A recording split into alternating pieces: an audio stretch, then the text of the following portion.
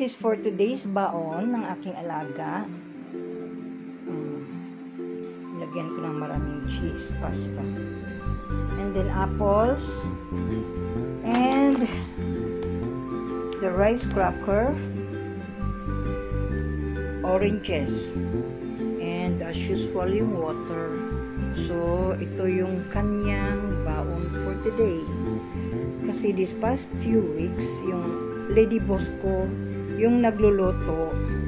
So, hindi ako makapag-picture or video sa kung ano man yung inihain niya for my alaga. So, ito ngayon yung inihain ko sa kanya.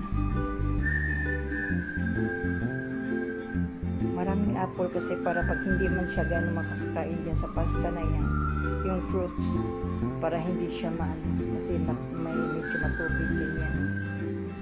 So, this is for now. Maraming salamat sa inyong walang sawang pagbibisita, viewing sa aking maliit na bahay. Buhala na Chimi here saying thank you. Thank you sa inyong lahat.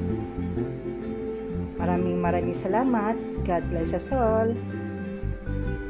As according to Lula Beke, be a blessing to everyone.